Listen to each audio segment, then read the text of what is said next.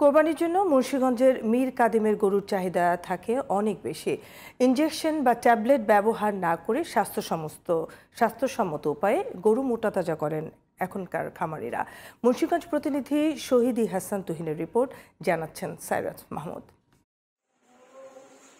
মুন্সিগঞ্জ সদর উপজেলার মীর কাদিমের গরুর চাহিদা শুধু পুরান ঢাকায় থাকলেও এখন চাহিদা বেড়েছে সারা দেশেই। প্রায় ২০০ বছর ধরে এ অঞ্চলের গরুর সুনাম রয়েছে।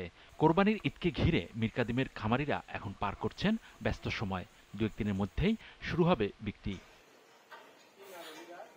মীর কাদিমের গরুর দাম ১ থেকে ১০ লাখ টাকা পর্যন্ত। ইনজেকশন বা ট্যাবলেট ব্যবহার না করে স্বাস্থ্যসম্মতভাবে গরু মোটাতাজা করার কথা জানালেন খামারিরা।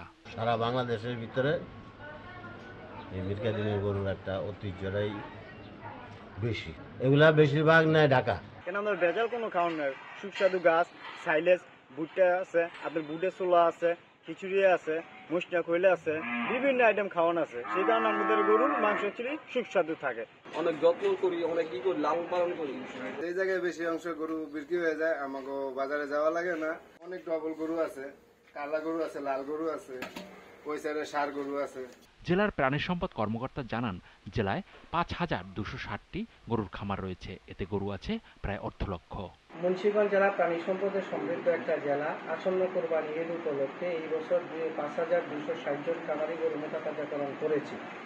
আর এই খামারিগুলা সম্পূর্ণ দেশি খাবার খাওয়ায়, বিশেষ করে কচি ঘাস, দানাদার খাদ্য খাওয়ায় মোটাতাজাকরণ করেছে। এগুলোতে কোনো স্টেরয়েড, কেমিক্যাল, হরমোন ব্যবহার করা হয় নাই। Cyrus Mahmud, GTV news.